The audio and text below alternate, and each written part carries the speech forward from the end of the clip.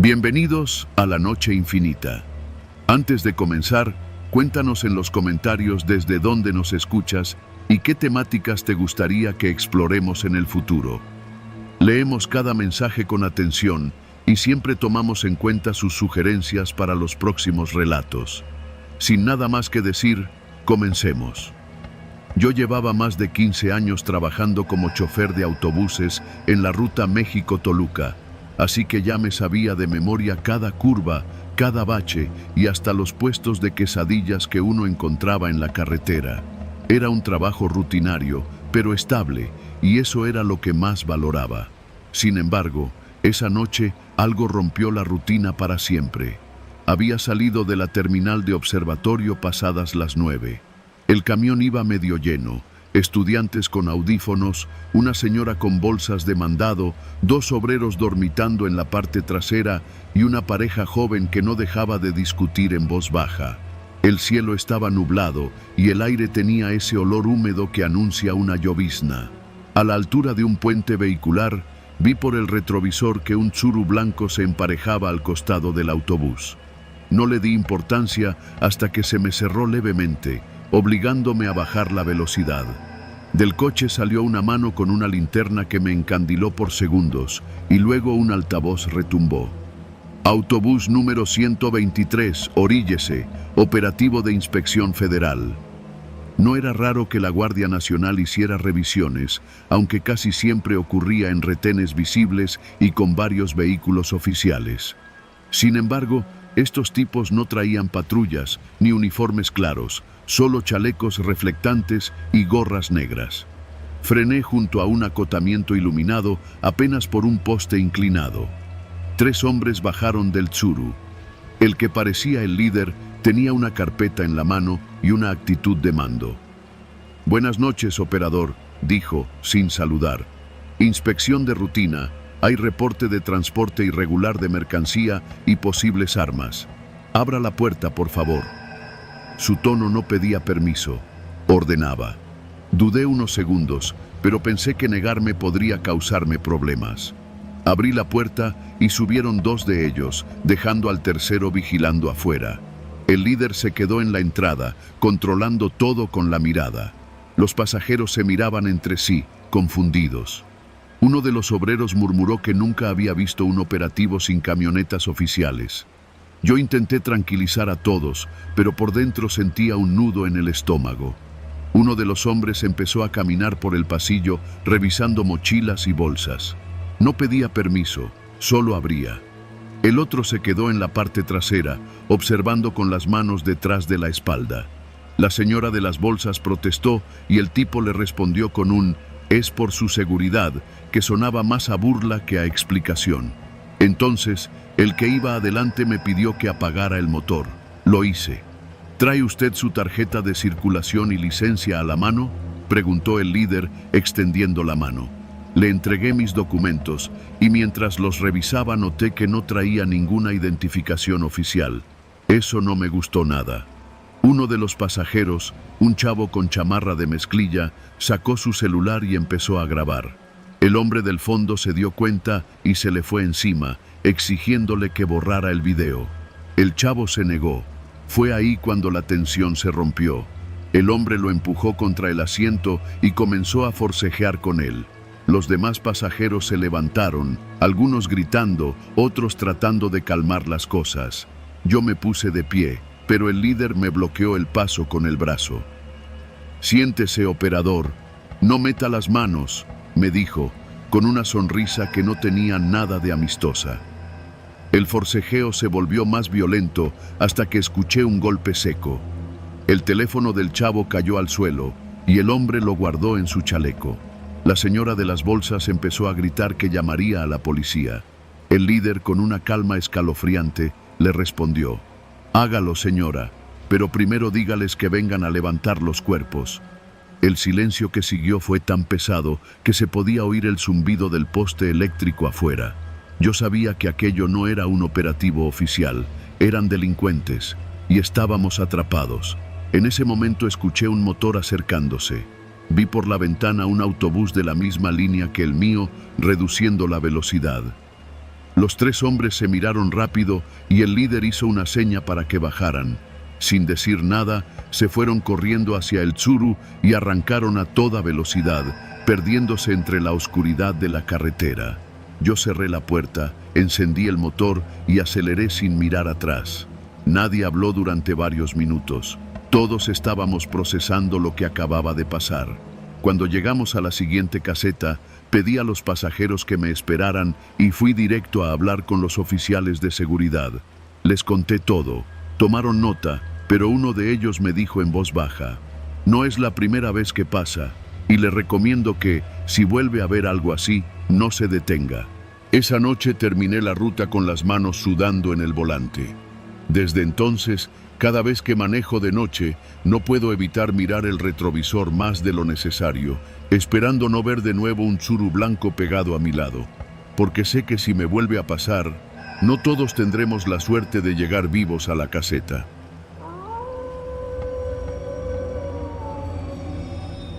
Yo nunca he sido de viajar de noche, pero esa vez no tenía opción. Era martes y había pasado todo el día en una reunión de trabajo en la Ciudad de México. Mi esposa me había insistido que tomara un hotel y regresara al día siguiente, pero yo quería despertar en mi casa, en Puebla, y ver a mis hijos antes de que fueran a la escuela. Llegué a la terminal de Tapo poco después de las 10 de la noche. El aire afuera olía a gasolina y fritanga. Los puestos de tacos todavía humeaban y algunos vendedores voceaban tortas y café como si fuera mediodía. Pregunté en taquilla por la siguiente salida a Puebla y me dijeron que había una corrida a las 11:30, directo, sin paradas. Compré el boleto y me fui a la sala de espera. El lugar estaba medio vacío, con apenas unas 10 personas dispersas en las bancas metálicas. Un guardia bostezaba apoyado en la pared y la televisión colgada en una esquina pasaba un noticiero con el volumen muy bajo. Yo me senté cerca de la puerta por donde anuncian el abordaje, revisando el teléfono y respondiendo mensajes del trabajo. A las 11:20 anunciaron la salida. Nos formamos sin prisa. Un par de estudiantes cargando mochilas, una señora con 2 bolsas enormes, un hombre de traje con cara de fastidio y 2 jóvenes con gorras, sudaderas y mochilas deportivas que no dejaban de voltear a todos lados. El chofer revisó los boletos y nos dejó subir. Elegí un asiento a la mitad, junto a la ventana. Afuera, la terminal se veía como un enorme monstruo de concreto iluminado por luces frías. Adentro del autobús, el aire acondicionado estaba fuerte y las cortinas azules colgaban pesadas a los lados. El motor rugió y salimos. Las luces de la ciudad pasaban rápidas hasta que nos internamos en la autopista y la oscuridad nos rodeó. Algunos pasajeros se acomodaron para dormir, otros sacaron sus celulares. Yo me puse audífonos y traté de distraerme con música. Pasaron quizá 20 minutos cuando noté que los 2 jóvenes de gorra se habían levantado y caminaban hacia la parte delantera. Pensé que iban al baño, pero uno se quedó junto al chofer mientras el otro regresaba. Y se paró justo en el pasillo, frente a nosotros, con una pistola en la mano. «A ver, hijos de su madre, todos quietos», dijo, su voz seca, sin gritar. El autobús se llenó de un silencio espeso. El chofer bajó la velocidad, pero el que estaba adelante lo encañonó. «Derechito y sin hacerte el héroe, cabrón», le dijo. «Vas a seguir manejando hasta que yo te diga». El de atrás empezó a caminar lentamente, apuntando a los pasajeros. Celulares, carteras, relojes, todo en esta mochila. Si alguien se pone pendejo, lo bajo aquí mismo. Un señor en los primeros asientos entregó su cartera con manos temblorosas. Una chica de unos 20 años trató de sacar el celular discretamente para esconderlo, pero el tipo lo vio y se lo arrancó. Yo traté de pensar rápido. Llevaba mi cartera en la bolsa interna de la chamarra y un teléfono viejo en la mochila. Decidí entregarle el teléfono y algo de efectivo que traía suelto, esperando que no me revisara más. Cuando llegó a mi asiento, me miró fijo. ¿Eso es todo?, preguntó. Sí, respondí, intentando no cruzar la mirada. Me lo arrebató y siguió su camino. En ese momento, el tipo de adelante gritó: «Ya, párate aquí». El autobús se detuvo en un tramo oscuro de la carretera, rodeado solo por campo y matorrales. El silencio era tan profundo que podía escucharse el motor enfriándose. El de atrás vigilaba mientras el otro bajaba primero, revisando la zona. Me di cuenta de que la puerta seguía abierta y de que ellos estaban más concentrados en el chofer y en un par de pasajeros que parecían discutir. Fue ahí cuando lo vi. El pasillo estaba despejado y a mi izquierda la ventana no tenía seguro. Mis manos se movieron sin pensar. Me desabroché el cinturón, me agaché y deslicé el pestillo de la ventana. Un frío seco entró de golpe. El corazón me golpeaba el pecho como si quisiera escapar antes que yo. Esperé a que el de atrás volteara hacia la puerta y en ese segundo me lancé. Caí de costado sobre la hierba, sintiendo el golpe en las costillas, pero no me detuve. Me arrastré entre la maleza, alejándome lo más rápido que pude. Escuché un grito. ¡Uno se bajó! Y después, el ruido de pasos apresurados y un disparo seco que me hizo aplastarme contra el suelo. No supe si era hacia mí o al aire, pero no quise comprobarlo. Seguí arrastrándome hasta llegar a una zanja. Ahí me quedé agachado, conteniendo la respiración, mientras escuchaba voces y pasos cada vez más lejanos. Después de un rato, el motor del autobús rugió de nuevo y se alejó, tragado por la oscuridad. Esperé un tiempo que me pareció interminable antes de atreverme a salir. Mis manos y mi ropa estaban llenas de tierra. Caminé por el borde de la carretera hasta que vi luces a lo lejos. Era una gasolinera pequeña. Entré tambaleándome y le conté al despachador lo ocurrido.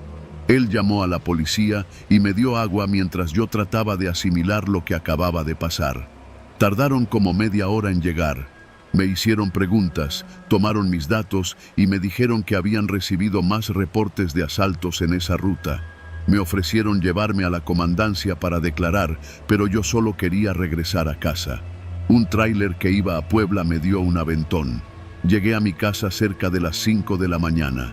Mi esposa me abrazó tan fuerte que por un momento olvidé todo. Le conté lo que pasó, pero omití los detalles más crudos. No quería que ella se quedara con las imágenes que yo llevaba grabadas. Desde entonces, no he vuelto a tomar un autobús de noche. Y cada vez que paso por la terminal, veo las luces frías y las sombras en las salas de espera, y recuerdo esa ventana abierta, la oscuridad de la carretera y el sonido seco del disparo que por poco no me deja contarlo.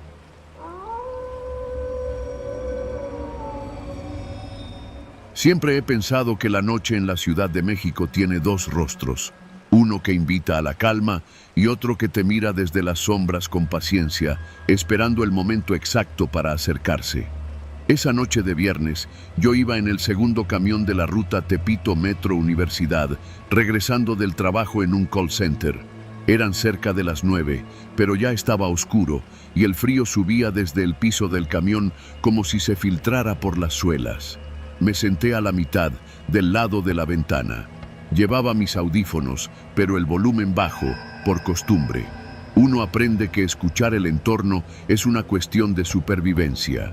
El chofer, un hombre de barba rala y gorra negra, no saludó. Solo arrancó de golpe, haciendo que algunos pasajeros se tambalearan. El camión iba casi lleno, pero no a tope.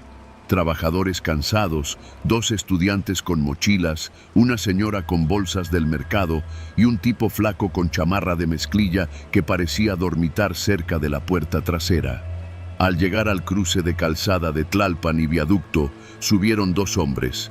No pagaron pasaje. El chofer ni siquiera les dijo nada.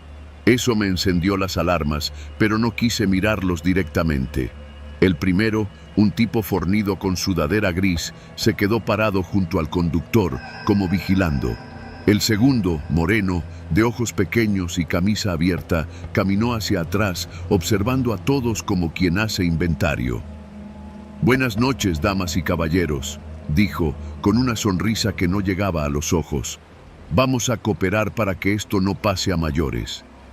Sacó una pistola corta de la cintura y la mostró apenas, lo suficiente para que todos la viéramos. No apuntó, pero no hacía falta. El silencio cayó como un peso muerto. Podía escuchar mi propio pulso en los oídos. El tipo empezó a caminar asiento por asiento, ordenando que entregáramos teléfonos, carteras, relojes. Un estudiante intentó ocultar su celular bajo la pierna, pero el hombre lo vio y le dio un golpe seco en la cabeza con la culata. Nadie dijo nada, nadie se movió. Yo llevaba mi cartera con 200 pesos y un celular medio viejo, pero dentro de mi mochila estaba mi laptop del trabajo, herramienta que no podía perder. La idea de entregarla me apretó el estómago. Cuando el tipo llegó a mi asiento, me extendió la mano. «Todo», dijo. Le di el celular y la cartera. Él me miró fijo, luego señaló la mochila. «Eso también». Pensé en negarme, pero el cañón negro de la pistola estaba a menos de medio metro. Respiré hondo, la abrí lentamente y fingí que solo llevaba papeles. Moví unas carpetas para tapar la laptop.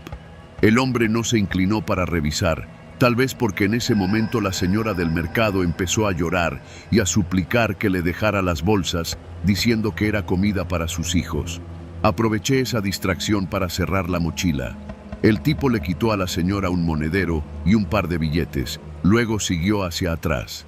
El flaco que estaba cerca de la puerta trasera se levantó de pronto. No era un pasajero común.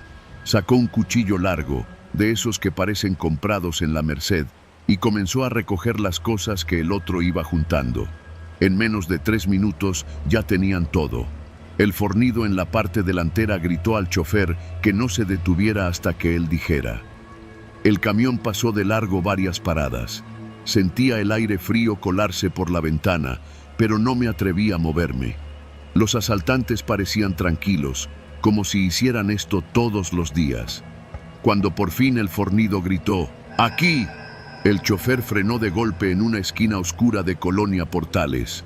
Los dos bajaron rápido. Antes de irse, el de la pistola dijo, «Gracias por su cooperación. No nos sigan, no llamen a nadie. Nos vemos en el camino». Y desaparecieron entre calles sin luz. El camión quedó en silencio unos segundos, hasta que el chofer cerró la puerta y siguió la ruta como si nada hubiera pasado. Algunos pasajeros empezaron a revisar lo que les quedaba. Otros simplemente miraban al vacío.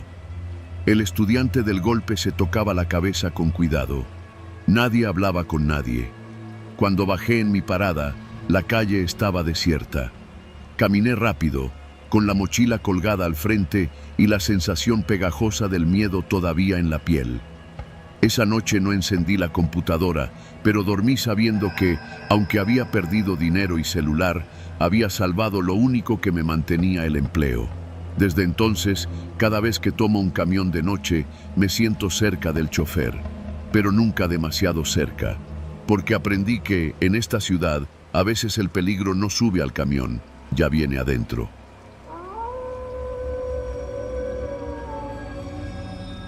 Yo siempre fui de tomar el último camión para regresar a casa. Vivía en Iztapalapa y trabajaba en un taller de autopartes en Naucalpan, así que el transporte era mi pan de cada día. Aquella noche, un viernes de finales de octubre, salí más tarde de lo normal. El jefe me pidió que ayudara a cerrar, y para cuando llegué a la terminal de observatorio ya pasaban de las 11. El lugar estaba medio vacío, y solo quedaba un camión con destino a Taxqueña que todavía estaba abordando. El chofer, un hombre gordo con gorra, me dijo que saldríamos en unos minutos. El pasaje era variado. 2 señoras con bolsas enormes, un par de estudiantes que no dejaban de reírse, un señor trajeado que iba pegado a su celular y unos 3 tipos callados al fondo. Yo me senté en la tercera fila, junto a la ventana, listo para desconectarme del mundo. El camión arrancó y pronto nos metimos en la calzada de Tlalpan. Afuera, la ciudad se veía como siempre a esa hora, puestos de tacos cerrando, parejitas caminando rápido y uno que otro borracho tambaleándose. Saqué mis audífonos, pero antes de poner música, escuché algo raro. No era el motor, era un murmullo. Un tipo al fondo estaba hablando por teléfono, muy bajo, como cuidando que nadie lo oyera. Pasaron unos minutos y el camión se detuvo en un semáforo cerca de un puente peatonal. De repente, los 3 hombres del fondo se levantaron al mismo tiempo. Uno cerró la cortina trasera del autobús, otro se acercó al chofer y le puso algo en el cuello, y el tercero, con una pistola plateada en la mano, gritó: «Todos quietos, celulares y carteras a la mochila, no hagan pendejadas». El chofer no opuso resistencia, parecía que ya sabía qué hacer. El tipo armado empezó a caminar por el pasillo, recibiendo cosas en una mochila negra. Las señoras lloraban bajito, el señor del traje trataba de no mirarlo, y los estudiantes se quedaron inmóviles, pálidos. Cuando llegó a mi fila, le di mi cartera sin dudar. Mi teléfono, sin embargo, lo escondí entre el asiento y mi pierna. Era un modelo viejo, pero para mí era importante. El tipo me miró fijo, como evaluándome, y luego siguió de largo. Mi corazón latía como si quisiera salirse. El camión no tomó la ruta habitual. En lugar de seguir hacia Taxqueña, se desvió por una calle lateral poco iluminada. No había tráfico ni patrullas, todo estaba demasiado silencioso. Después de unos 10 minutos, nos detuvimos frente a un terreno baldío con una barda grafiteada. «Bájense rápido, sin hablar», ordenó uno. Nos hicieron formar una fila. Otro de los asaltantes vigilaba con un radio en la mano. No era solo un robo, algo más iba a pasar. Lo confirmé cuando vi que traían cinta adhesiva para amarrarnos las manos. Uno a uno nos las ataron por detrás. A una señora le temblaban tanto las piernas que tuvieron que sostenerla. Nos hicieron caminar hacia la parte oscura del terreno. Al fondo había otro vehículo, una camioneta blanca sin placas. El hombre del radio hablaba con alguien diciendo: «Ya tenemos a todos, en 5 salimos». Fue ahí cuando entendí que querían llevarnos a otro lado y que tal vez ninguno regresaría. No sé de dónde me salió el valor, pero aproveché que uno de los tipos se distrajo encendiendo un cigarro. Me dejé caer de lado como si me hubiera tropezado y rodé hacia un montículo de tierra.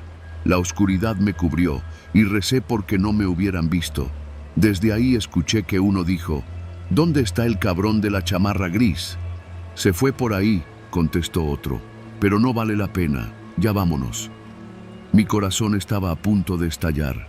Me quedé inmóvil, escuchando cómo subían a los demás a la camioneta.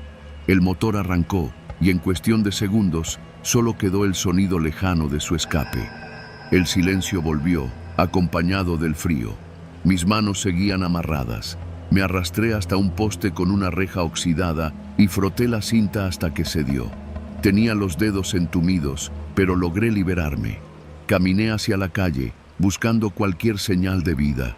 A lo lejos vi las luces de una tienda abierta. Era un Oxxo. Entré tambaleándome. El cajero me miró como si estuviera viendo a un fantasma. Pedí que llamara a la policía. Cuando llegaron, les conté todo, pero en mi interior sabía que poco podían hacer. Esos hombres sabían lo que hacían, y seguramente no era la primera vez. Esa noche no dormí. En las noticias de la mañana siguiente no apareció nada sobre un secuestro colectivo, y entendí el mensaje.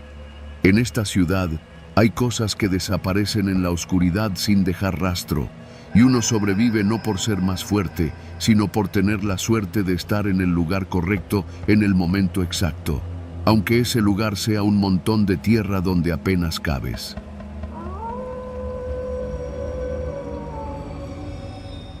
Conducir un autobús urbano por las noches en la Ciudad de México nunca fue mi sueño, pero después de perder mi antiguo trabajo en una fábrica, acepté lo que fuera con tal de llevar dinero a casa.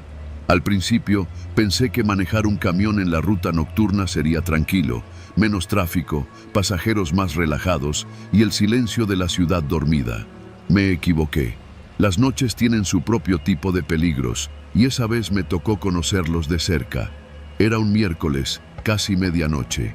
Mi recorrido era de Indios Verdes hasta el paradero de Xochimilco, cruzando media ciudad. Ya llevaba 3 viajes cuando un supervisor me pidió un favor especial: hacer un último recorrido fuera del horario, recogiendo a un grupo de conocidos en un punto específico.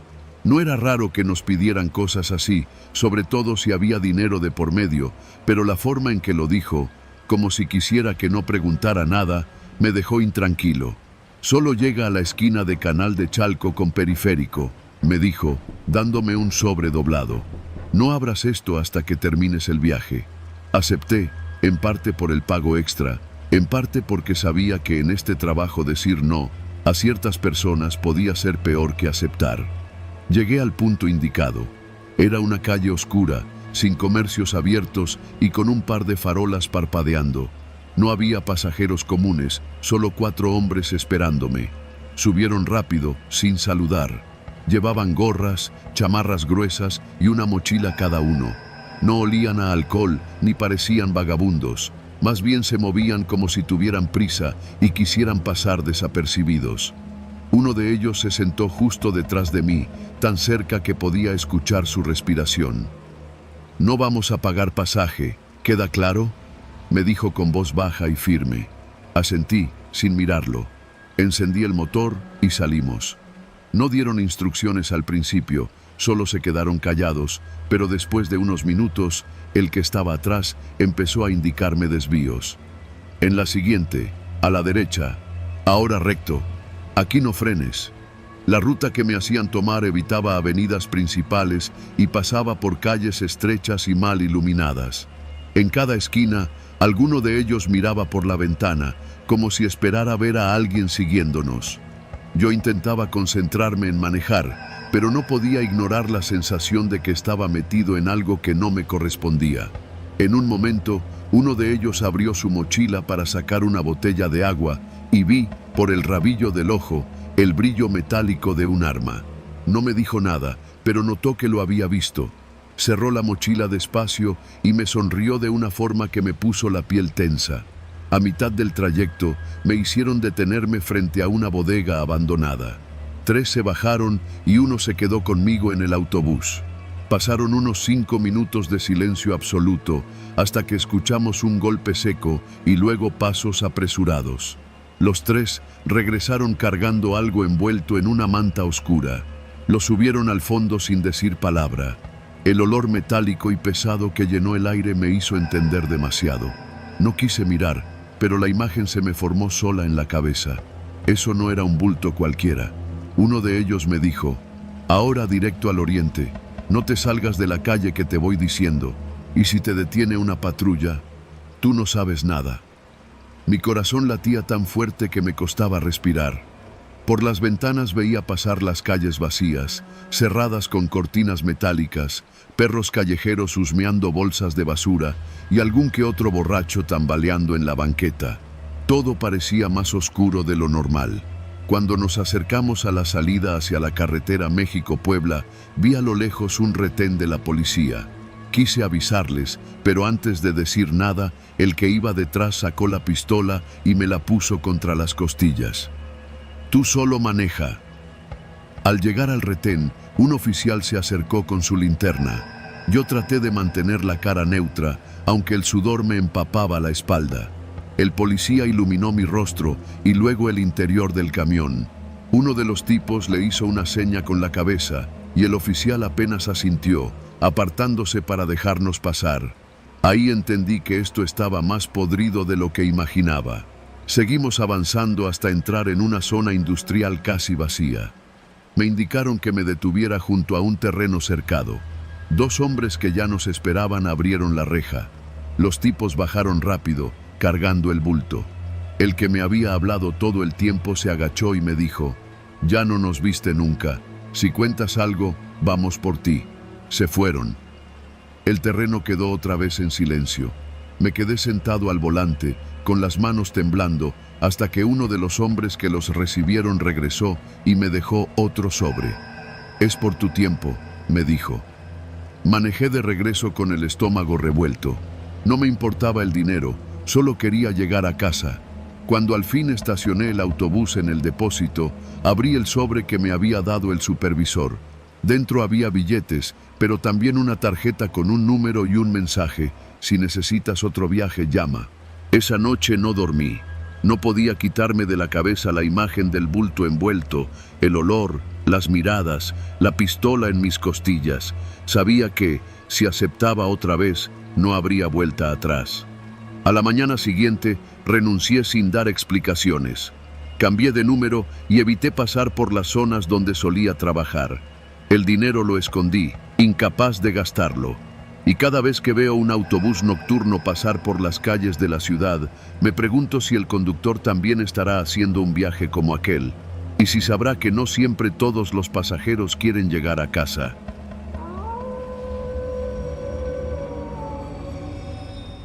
Trabajo como chofer de una línea de autobuses que recorre la ruta nocturna entre Puebla y la Ciudad de México.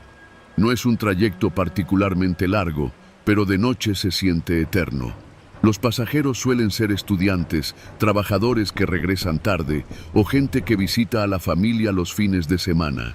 En los años que llevo conduciendo, he visto de todo: borrachos, parejas peleando, vendedores ambulantes que se suben a mitad del camino, pero nada como lo que viví aquella noche de marzo. Eran las 11 en punto cuando salimos de la terminal Capu. Era martes, así que el camión iba medio vacío.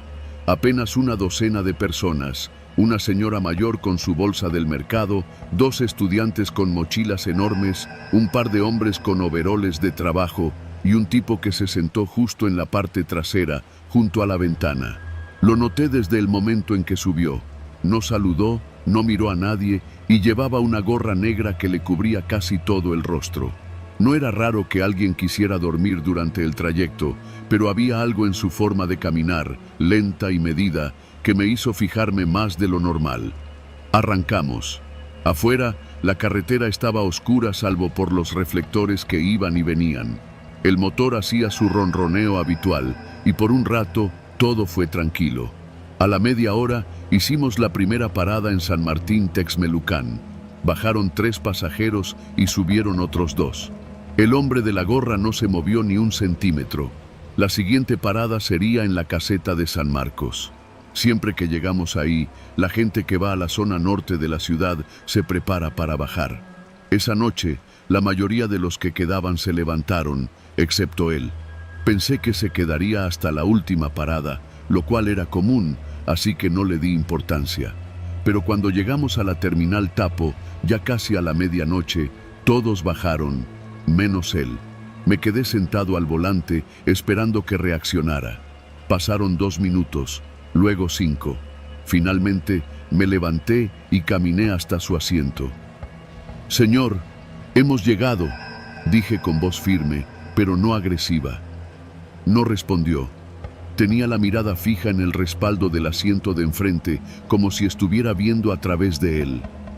«Señor», insistí. Giró la cabeza lentamente hacia mí. Su piel estaba pálida y sus ojos, oscuros y sin brillo. No olía a alcohol ni parecía drogado. Sin decir palabra, sacó un boleto arrugado del bolsillo y me lo extendió. Lo tomé. Era para un viaje de Puebla a Ciudad de México, pero de la semana anterior. «Este boleto no es de hoy», le dije. No respondió. Solo volvió a mirar al respaldo, como si yo no existiera. En ese momento, se acercó Miguel, el encargado de la limpieza de los camiones en la terminal. Le expliqué rápido la situación y él me hizo una seña para que lo dejara a él. Miguel tenía experiencia lidiando con gente rara que se quedaba dormida o no quería bajar. «Ándele, jefe, ya se acabó el paseo», dijo Miguel, dándole un golpecito en el hombro. El hombre no reaccionó. Entonces, Miguel le tocó el brazo con más fuerza, y ahí fue cuando vi algo que me hizo sentir un nudo en el estómago. El tipo tenía la mano cerrada con tanta fuerza que los nudillos se le habían puesto blancos. «Oiga, ¿qué trae ahí?», preguntó Miguel.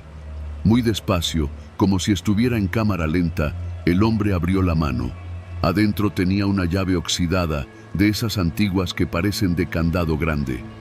«¿Y esa llave?», le pregunté.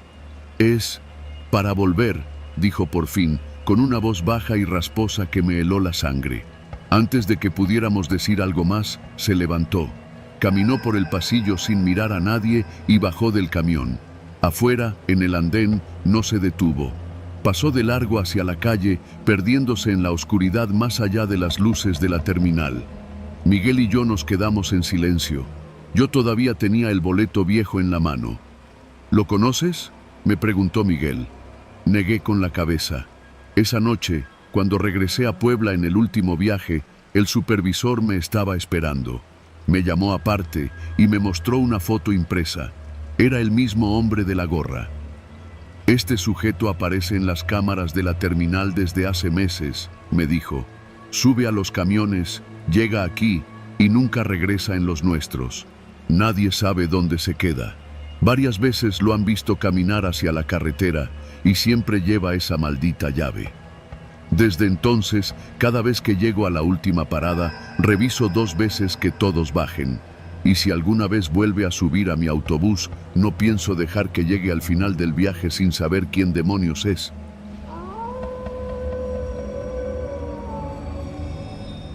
Trabajo como chofer de autobuses desde hace más de 15 años, siempre en la ruta nocturna entre la Ciudad de México y Morelia. Es un recorrido que ya me sé de memoria. Las curvas en la autopista, los pueblos donde apenas hay un par de luces encendidas, los tramos tan rectos y oscuros que parecen no terminar nunca. Era una noche fresca de octubre. Tenía apenas media hora de haber salido de la terminal de Observatorio, con poco más de 20 pasajeros a bordo. La mayoría dormía, otros miraban sus teléfonos o escuchaban música con audífonos. Yo llevaba mi termo con café caliente y la radio encendida, pero baja. El camino estaba despejado, algo raro para un viernes en la noche.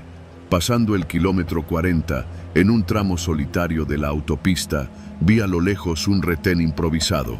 No era un punto de la Guardia Nacional ni de la Policía Federal. No había patrullas visibles, solo unas camionetas blancas estacionadas atravesadas y conos naranjas que brillaban bajo la luz de unas lámparas portátiles. Al principio pensé que podría ser una revisión de seguridad, pero la forma en que 2 hombres armados se colocaron en medio del carril me dejó claro que no eran autoridades. Llevaban pasamontañas y rifles colgados al frente. Me hicieron señas para que redujera la velocidad. No tenía opción, frenar o estrellarme contra ellos. Detuve el autobús despacio, intentando mantener la calma. Uno de ellos subió de inmediato. «Buenas noches, chofer. Necesito que tome el camino de terracería que está a la derecha», dijo con una voz tranquila pero firme, como quien da una orden que no admite discusión. «Señor, esta es una ruta federal, no podemos...» Intenté argumentar, pero me interrumpió. «No le estoy preguntando, amigo. Vaya por ahí, todos cooperando y no pasa nada». Sentí un nudo en el estómago. No sabía si hacerle caso o intentar huir, pero con 20 pasajeros dormidos y un rifle a 1 metro de mi cara, no había mucho que pensar. Encendí las intermitentes, di vuelta hacia el camino de terracería y comencé a avanzar despacio. El autobús traqueteaba con cada piedra. Afuera, el monte cerraba el paso y la oscuridad era tan densa que los faros apenas iluminaban unos metros. Los pasajeros empezaron a despertarse, confundidos por los movimientos bruscos. Algunos murmuraban, otros preguntaban en voz baja qué estaba pasando. El hombre armado se colocó junto a mí, vigilando que no me saliera del camino. Sus botas manchadas de tierra descansaban firmes sobre el pasillo.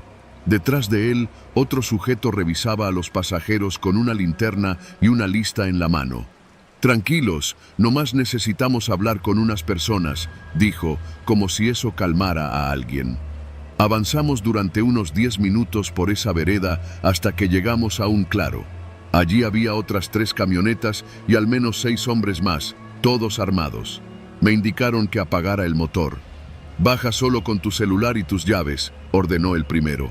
Obedecí, sintiendo cómo me sudaban las manos. Me hicieron pararme a un lado, mientras el segundo sujeto leía nombres en voz alta. Llamaron a 3 pasajeros, 2 hombres y una mujer joven. Ninguno protestó, parecían demasiado asustados para decir algo. Los hicieron bajar y los llevaron hacia una de las camionetas. No hubo gritos ni forcejeos, solo silencio y el ruido de los grillos. Los demás pasajeros permanecieron en sus asientos con la mirada clavada en el piso. Uno de los hombres armados revisó sus mochilas y bolsos, pero no se llevó nada. Minutos después, uno de los que se había llevado a las 3 personas regresó y le dijo al que estaba junto a mí: «Ya, regrésalos a la carretera». Subí de nuevo al asiento del conductor. El sujeto me hizo encender el autobús y volver por el mismo camino. Durante todo el trayecto de regreso, el silencio en la cabina era absoluto. Ni una tos, ni un suspiro. Cuando salimos a la autopista, el hombre me indicó que siguiera hacia Morelia como si nada hubiera pasado. Antes de bajarse, se inclinó hacia mí. No vio nada, no sabe nada. Entendido. Asentí sin poder mirarlo a los ojos. Él bajó y la camioneta blanca desapareció por un camino lateral. El resto del viaje fue como conducir en una niebla espesa. Nadie dijo palabra. Algunos pasajeros parecían llorar en silencio, otros fingían dormir. Yo solo quería llegar a la terminal y terminar mi turno. Cuando por fin estacioné el autobús en Morelia, varios bajaron rápido sin despedirse. Una señora se acercó y me dijo en voz baja: «Gracias por no hacer nada que nos pusiera en riesgo». No supe qué responder. Esa noche no pude dormir. No dejaba de pensar en las 3 personas que se llevaron. Nunca supe quiénes eran ni qué les pasó. Solo sé que, desde entonces, cada vez que tomo el volante en la noche, al ver una luz extraña en el camino, mi corazón se acelera y mis manos aprietan el volante como si fuera lo único que me mantiene con vida.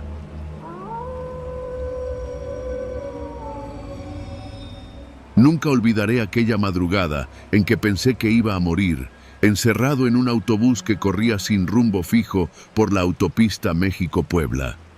Yo trabajaba como operador para una línea de autobuses de pasajeros que hacía viajes nocturnos. La mayoría de los conductores preferían evitar esas horas, pero para mí era una forma de ganar un poco más, y siendo sincero, siempre me había sentido confiado en que a mí no me iba a pasar nada. Ese pensamiento se evaporó para siempre esa noche. Salimos de la terminal alrededor de las 11. Éramos 2 conductores, como siempre, para turnarnos el volante y unas 30 personas a bordo. Estudiantes, obreros que regresaban a sus pueblos, una familia que cargaba cajas y bolsas enormes. El otro chofer, Martín, comenzó el primer turno. Yo me senté detrás de él, revisando mensajes en mi celular mientras los pasajeros iban acomodándose para dormir. La carretera estaba tranquila, iluminada solo por las luces de los camiones de carga y algún coche solitario. Conforme avanzábamos, la conversación de Martín fue apagándose y el silencio del viaje me envolvió. Todo parecía normal, hasta que, a la altura de un tramo sin iluminación, vi por el espejo algo que me tensó los músculos. Una camioneta negra se nos pegaba demasiado, con las luces altas encendidas. No es raro que los vehículos rebasen o se acerquen de más, pero esta camioneta no intentaba pasarnos. Se quedaba detrás, a pocos metros, como midiendo nuestros movimientos. Martín también lo notó. «¿Ya viste?», me dijo sin apartar la vista del camino. «Esa troca no viene bien». Asentí. Era imposible no sentir el mal presentimiento que nos provocaba. Pasaron unos minutos y de pronto la camioneta aceleró, nos rebasó y se colocó enfrente, bajando la velocidad para obligarnos a frenar. «No me gusta esto», murmuró Martín. Antes de que pudiéramos reaccionar, vi por el espejo cómo otras 2 camionetas aparecían detrás de nosotros. Nos habían cerrado. El corazón comenzó a golpearme el pecho. La camioneta delantera frenó de golpe, obligando a Martín a hacer lo mismo. Apenas nos detuvimos, las 3 puertas de las camionetas se abrieron y varios hombres encapuchados y armados bajaron corriendo. Algunos apuntaban directamente hacia nosotros, otros golpeaban la puerta del autobús con culatas de rifles. «¡Abre ya o los bajamos a todos!», gritó uno. Martín me miró. Sabíamos que o abríamos o dispararían. Accionó la puerta y en segundos teníamos a 4 tipos adentro. Olían a sudor y gasolina, y su presencia llenó el pasillo con una tensión que cortaba el aire. «Todos quietos, celulares y carteras en la mochila», ordenó el que parecía ser el líder, un hombre alto con voz grave y calmada, lo cual lo hacía aún más aterrador. Uno de ellos se quedó junto a mí, apuntando hacia la parte trasera mientras los demás pasaban fila por fila, arrancando bolsas, revisando bolsillos, hasta quitando anillos y cadenas a la fuerza. Un niño comenzó a llorar y uno de los asaltantes le gritó que se callara. La madre lo abrazó, temblando. Mientras tanto, otro hombre le ordenó a Martín: «Vas a manejar, pero por donde yo diga». Le indicó que saliera de la autopista y tomara una carretera secundaria. Reconocí el lugar, un tramo olvidado que se usaba poco desde que construyeron la vía rápida. El pavimento estaba agrietado y solo había monte alrededor. «Si intentan pasarse de listos, se muere el primero que me voltee a ver», dijo el líder, y sus palabras hicieron que todos miraran al piso. En ese momento entendí que no solo querían robar, nos estaban llevando a un sitio apartado. Me invadió el miedo de que fueran a hacer algo peor. Uno de los pasajeros, un señor de unos 50 años, intentó suplicar que nos dejaran ir, diciendo que llevaba poco dinero. Recibió un golpe en la cara que lo hizo sangrar de la nariz. Nadie volvió a hablar. Llegamos a un punto donde la carretera se estrechaba y el líder ordenó detener el autobús. Afuera, las camionetas formaban un cerco. Los hombres comenzaron a bajar a todos, en grupos de 5, obligándonos a caminar hacia una zona oscura. Yo trataba de pensar rápido, buscando una forma de avisar a alguien, pero mi celular ya no estaba. Me lo habían quitado al inicio. Cuando nos hicieron bajar a Martín y a mí, noté que a la derecha, entre la maleza, brillaban unas luces débiles. Eran las de una fábrica abandonada que conocía de viajes anteriores. Recordé que al fondo, detrás de unas bardas, había una brecha que conectaba con otra carretera. Mientras nos empujaban, simulé tropezar y le susurré a Martín: «Cuando digan que subamos, mete todo y arranca por la brecha». Martín apenas asintió. Nos hicieron formar una fila y uno por uno nos revisaban de nuevo, quitándonos hasta los zapatos. En ese momento, una de las camionetas encendió las luces de largo alcance para iluminar la zona. La intensidad me cegó por unos segundos, pero también noté que los asaltantes estaban un poco dispersos, confiados. Uno de ellos gritó que ya habían terminado con los primeros pasajeros y que subieran al autobús. Ese era nuestro momento. Martín se adelantó, fingiendo obedecer, y cuando estuvo frente a la puerta, subió de un salto y encendió el motor. El rugido del motor rompió el silencio. El líder apenas alcanzó a voltear antes de que Martín acelerara con todo. Yo corrí detrás y subí de un salto mientras los demás comenzaban a gritar dentro. Las balas comenzaron a reventar contra la carrocería, pero Martín no soltó el volante. Tomó la brecha como le había dicho, los neumáticos brincando sobre la grava, hasta que dejamos atrás las luces y los disparos. Después de unos minutos que parecieron eternos, vimos a lo lejos el resplandor de la autopista. Condujimos sin parar hasta llegar a una gasolinera que tenía un módulo de la Guardia Nacional. Ahí, entre gritos y llanto de los pasajeros, contamos lo que había pasado. Los agentes salieron de inmediato en dirección al tramo donde nos interceptaron, pero ya era tarde. Los asaltantes habían desaparecido. Esa noche llegamos con retraso de casi 2 horas, pero todos vivos. La empresa nos felicitó por la sangre fría y el valor de no habernos quedado en el lugar. Yo solo podía pensar que no fue valor, fue puro instinto de sobrevivir. Desde entonces, cada vez que manejo por la México-Puebla de noche, mi vista va y viene del retrovisor al camino. Y aunque no lo diga en voz alta, sé que en cualquier momento las luces de una camioneta pegada atrás podrían volver a aparecer.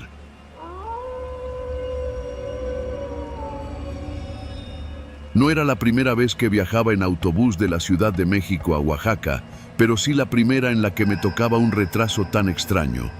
Eran las 9 de la mañana de un miércoles cuando salimos de la terminal de Tapo. El plan era llegar al anochecer, pasar la noche con mi familia y aprovechar para llevarles unas cosas que me habían encargado: café, un par de cobijas gruesas y un paquete de medicinas que allá no conseguían fácilmente.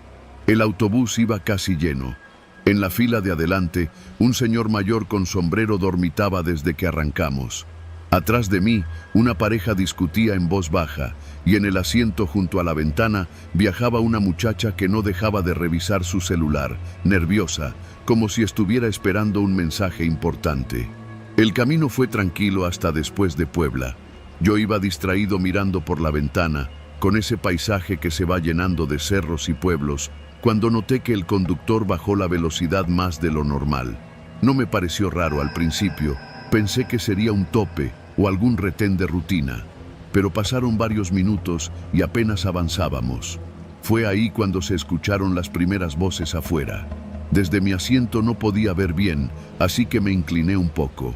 Más adelante, sobre la carretera, había un grupo de personas bloqueando ambos sentidos. Tenían mantas colgadas entre postes improvisados y llantas apiladas listas para quemarse. Algunos portaban palos y otros cadenas. No parecían policías, eran vecinos o campesinos, gente del lugar, pero con una determinación que me puso incómodo de inmediato. El autobús se detuvo por completo. El chofer apagó el motor y se levantó para hablar con nosotros. Van a ser unos minutos, nada más están protestando por un tema local.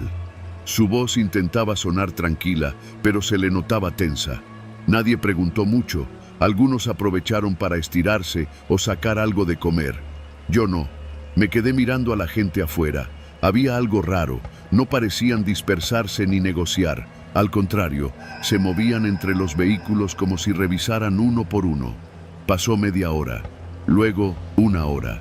El calor dentro del autobús empezó a ser insoportable. La muchacha junto a mí se abanicaba con la mano, mientras murmuraba que su mamá ya debía estar preocupada. Afuera, vi cómo 2 hombres golpeaban con los nudillos la ventana de un tráiler estacionado frente a nosotros. No parecían pedir ayuda, sino exigir algo. De pronto, uno de ellos se acercó a nuestro autobús y subió sin pedir permiso. Era alto, moreno, con un pañuelo rojo en el cuello. «Todos tranquilos», dijo mirando rápido de un lado a otro. «Necesitamos que bajen para hablar con el comité. Nadie se va hasta que firmemos unos acuerdos». El chofer intentó intervenir, pero el hombre lo ignoró. Solo repitió que saliéramos. Algunos obedecieron de inmediato, otros dudaron. Yo no quería moverme, pero cuando el sujeto clavó la mirada en mí, sentí que no tenía opción. Bajamos uno por uno, bajo un sol que pegaba como plomo. Nos formaron frente al autobús junto con los pasajeros de otros vehículos. En total, éramos unas 50 personas. A lo lejos, sobre un toldo improvisado con lonas azules, otro hombre hablaba por un megáfono. No alcanzaba a escuchar todo, pero repetía palabras como justicia y compensación. Lo que sí escuché bien fue cuando anunció que, si no llegaban las autoridades en 2 horas, empezarían a tomar medidas con los pasajeros. Eso me heló. Regresaron al autobús a algunos ancianos y a una señora con un bebé, pero la mayoría nos quedamos afuera, vigilados por unos 6 hombres que no dejaban de caminar alrededor. Uno de ellos llevaba una cadena enrollada en la mano y se entretenía golpeándola contra su bota. El tiempo se volvió espeso. Algunos intentaban hablarles, otros pedían agua. A un muchacho que quiso sacar su celular para grabar, lo obligaron a borrarlo ahí mismo. Sentí que el aire se me cerraba en la garganta. No era solo una protesta, había un control deliberado sobre nosotros. Después de 1 hora y media, escuchamos un motor acercarse. Una camioneta blanca llegó levantando polvo, con 3 hombres en la cabina. No traían uniforme, pero uno de ellos tenía una radio en el hombro. Se estacionaron junto al toldo y empezaron a hablar con los líderes del bloqueo. No podíamos escuchar, pero las miradas y señas no eran amistosas. Uno de los vigilantes nos ordenó sentarnos en el suelo. El pavimento ardía bajo mis pantalones. La muchacha que iba junto a mí en el autobús estaba pálida, sus manos temblaban. Me contó en voz baja que su hermano la esperaba en Oaxaca y que no sabía si debía enviarle un mensaje o no. Le dije que no lo hiciera, que cualquier cosa podía empeorar la situación. El calor, la sed y la tensión nos tenían al borde. Y entonces, como si fuera una orden silenciosa, los hombres empezaron a movernos de nuevo. Nos llevaron detrás de una fila de llantas, donde el sol apenas se colaba. Uno de ellos gritó que se acercara el chofer. Cuando llegó, le pidieron abrir el compartimento de equipaje. Sacaron 3 maletas grandes, revisándolas frente a todos. No sé qué buscaban, pero la forma en que hurgaban, tirando la ropa al suelo, era más una demostración de poder que una inspección real. De repente, uno de los vigilantes se llevó aparte al chofer y lo vi sacar su cartera. No escuché lo que hablaron, pero el gesto fue claro: dinero a cambio de que nos dejaran ir. Después de unos minutos, el líder regresó y dijo que, por esta vez, liberarían a los pasajeros. Nadie protestó. Todos subimos al autobús como si fuera un refugio. El motor rugió y empezamos a alejarnos despacio, mientras el grupo nos observaba sin moverse. Nadie habló durante varios kilómetros. Yo solo podía pensar en lo cerca que habíamos estado de que la situación se saliera de control. Afuera, los cerros seguían igual, pero yo ya no veía el paisaje con calma. Llegamos a Oaxaca de noche, mucho más tarde de lo previsto. Cuando bajé con mis cosas, el chofer me miró y me dijo en voz baja: «Esto pasa más de lo que la gente cree, pero no se lo cuente a nadie». No le respondí. Solo caminé hasta la salida, con el cuerpo entumecido y la certeza de que, en esas carreteras, lo más peligroso no son las curvas, sino la gente que decide cerrarlas.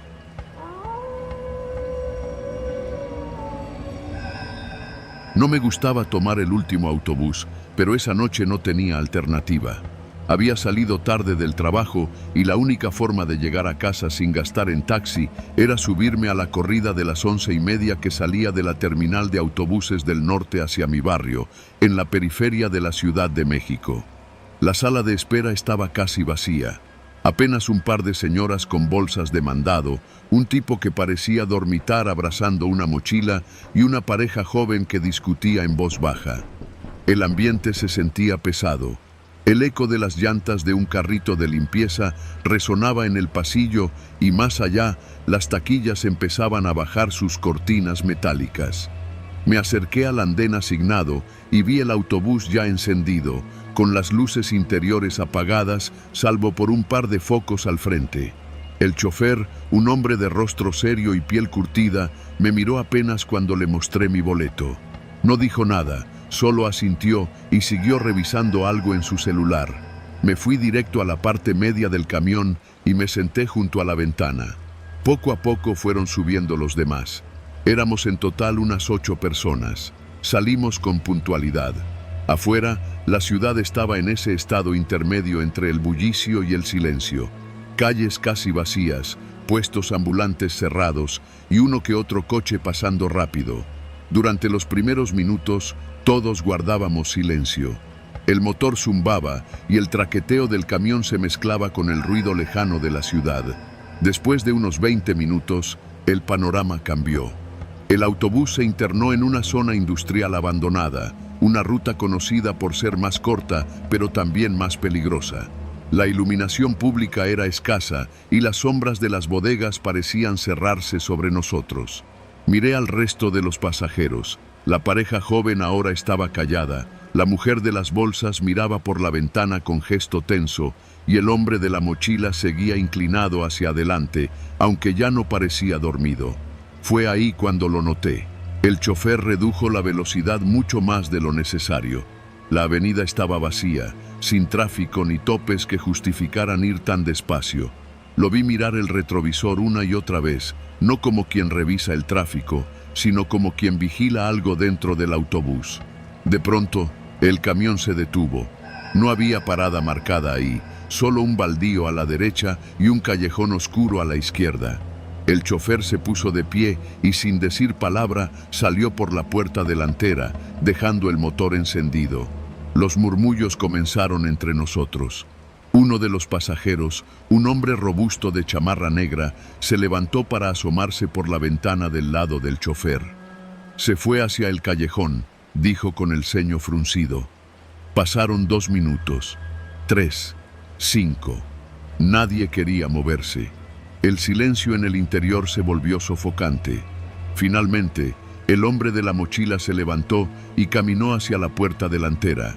Se inclinó para mirar afuera, pero antes de que pudiera salir, el chofer regresó, acompañado de otros 2 sujetos. No llevaban uniforme ni parecían empleados de la terminal. Uno de ellos, alto y flaco, con gorra, subió primero y se quedó junto a la entrada. El otro, de complexión media, Traía un celular en la mano y lo usaba como linterna, enfocando a los pasajeros uno por uno. «Buenas noches», dijo el alto, con una sonrisa que no transmitía amabilidad. «Necesitamos que todos cooperen. Es rápido». El murmullo nervioso de la gente se apagó de inmediato. La mujer de las bolsas abrazó sus pertenencias. La pareja joven se tomó de las manos. El hombre de la linterna se detuvo frente a mí y me pidió la mochila. Le dije que no traía nada de valor, pero me la arrebató igual, revisándola ahí mismo. El chofer no dijo una palabra.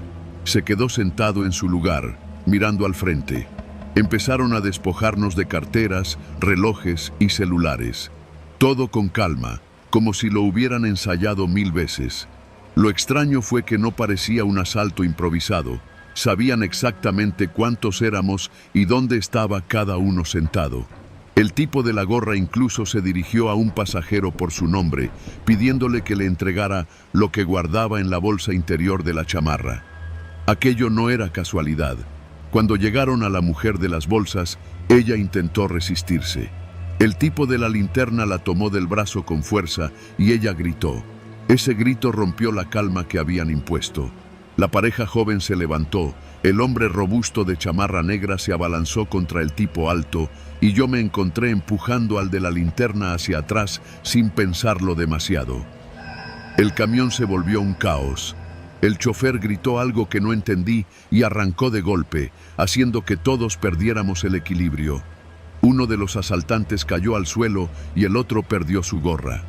Aprovechamos ese momento para empujarlos hacia la puerta que la mujer de las bolsas había logrado abrir. Cayeron fuera mientras el camión seguía avanzando. Nadie se atrevió a decir nada durante varios segundos. El chofer, sin voltear a vernos, tomó una avenida lateral y aceleró. No sé si lo hizo para escapar de ellos o para sacarnos de esa zona lo más rápido posible. Llegamos a la siguiente parada, ya cerca de una colonia más transitada. El chofer se detuvo y nos dijo, con voz seca, «Bájenle aquí, no voy a seguir la ruta». Nadie protestó. Salimos rápido, aún en shock. Algunos llamaron a familiares para que los recogieran. Otros, como yo, decidimos caminar hasta encontrar un taxi.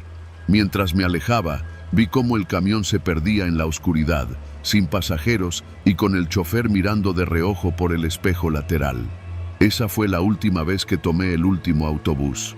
No por miedo a un asalto, eso es casi rutina en esta ciudad, sino porque entendí que, a veces, los que parecen llevarte a salvo forman parte del peligro.